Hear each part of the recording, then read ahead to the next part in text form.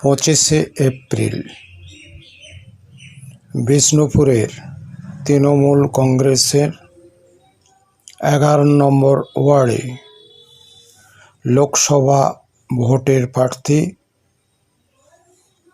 সুজাতা মণ্ডলকে নিয়ে যে প্রচার, সেই প্রচার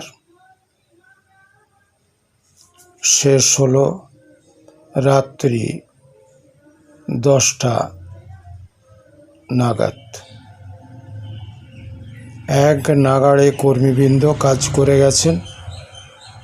অনেক প্রত্যাশা তাদের রয়েছে, তা কতখানি পূরণ হবে তা এখন দেখার বিষয়।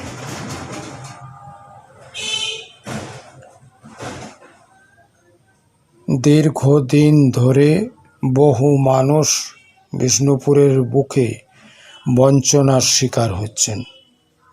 বিশেষত যারা বৃদ্ধ ভাতা পাওয়ার যোগ্য তারা কিন্তু পাচ্ছেন না। এই সমস্যা থেকে মুক্ত হওয়ার কি রাস্তা রয়েছে তা জানা নেই। অনেকেই অনেকভাবে যোগাযোগ রাখার চেষ্টা করছেন মাননীয় মুখ্যমন্ত্রীর সঙ্গে কন্ট্যাক্ট করে। বিষ্ণুপুরের মানুষ অত্যন্ত শান্ত প্রকৃতির, কিন্তু দীর্ঘ দিন ধরে যদি তা বঞ্চনার শিকার হয় তবে তা ক্ষোভের চরম জায়গায় পৌঁছে যাবে। তাই মানুষ চাইছেন সেই ক্ষোভটা তারা নিয়ন্ত্রণ করতে চাইছেন, কিন্তু ক্ষোভ বেরিয়ে যাচ্ছে। বহু অছিলা সৃষ্টি হচ্ছে, কিন্তু কার্যক্ষেত্রে কিছুই হচ্ছে না। বহু মানুষই পাচ্ছেন না বৃদ্ধ ভাতা। তাদের ভিতরে অনেকেরই 67 থেকে 70 ঊর্ধ্ব রয়েছেন।